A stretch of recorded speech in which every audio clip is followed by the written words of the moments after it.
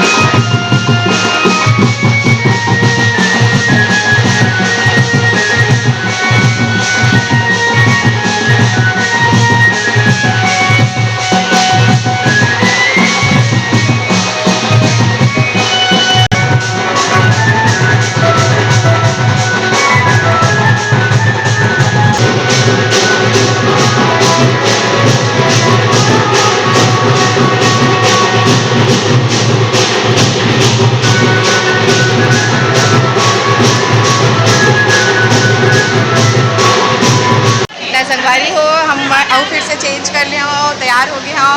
और एती photo session चला थे, दूल्हा राजा भी तैयार हो गए है और एती पर पापा मम्मी मन हा पूजा करत हेबे। तो ओकर बाद आगे के जो भी कार्यक्रम होई वो शुरू हो जाए। सब लेवत हेबे और एती सब जन पीला पीला पहने, सब जन तैयार हो गए। ये मोर दीदी जीजा जी है और भी दीदी जीजा जी, बहुत जन दीदी जीजा जी है मोर। तो ये मोर ले जस्ट बड़े वाले दीदी जीजा जी। तो दीदी मन आओ फोटो खिंचावत, फिर मैं जात हूँ फोटो खिंचाए बा।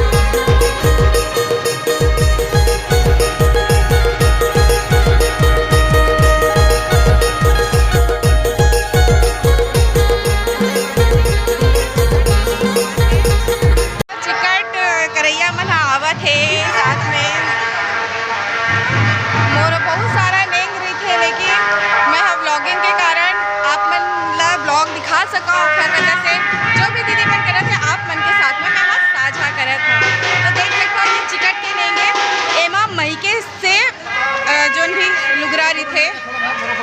ये देख मोर भैया जात फोटो नहीं लेवे की के, तो मैके से जोन भी साड़ी कपड़ा जो भी लाए रही थे ओला एक बार ऐसने लेक थे। ओखर बाद में कुछ नेंग होते जो आप मतलब मैं दिखाऊँ। ओखर बाद में फिर मैके वाले मन देते जो साड़ी के अदला बदली कुछ इसने टाइप के होते। हाँ, और जीजा कहा थे मोर गोड़ में गोबर खोदा आ गए, तब मैं जीजल के हाँ बहुत शुभ सगुन है और बारात में तही ज़्यादा नाच बे की के। कुछ दीदी मना चप्पल नहीं पहने भूमरा जरत कहा थे। हाँ, जरन तो चल वहाँ बीच सड़क में हमारी दीदी मन स्टंट दिखावत था, देख सकते हो। पैलेस में शादी हुआ थे और हमारे घर परिवार के लगे हाबे बैनर कार 5 है। ये देखो ही मन चिकठी ने मामी मन हरा नचवाना करे तब बुआ घलो नाची तब मामी मन नाची। हाँ, नाचे के दौर शुरू हो गए हैं।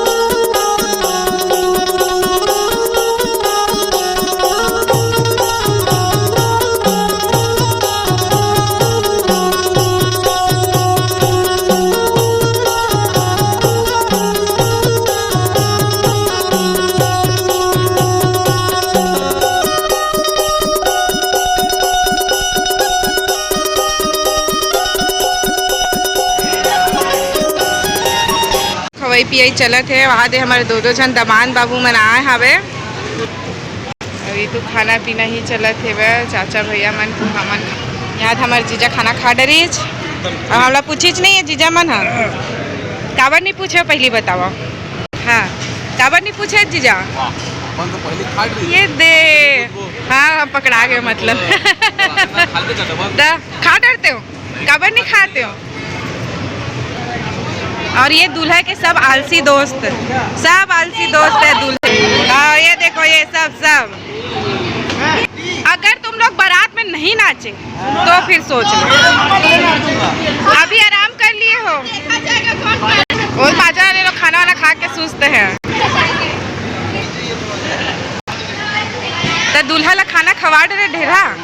हाँ, ये दे पापा और मामा दोनों जन खाए थे खाना नहीं खाते भी।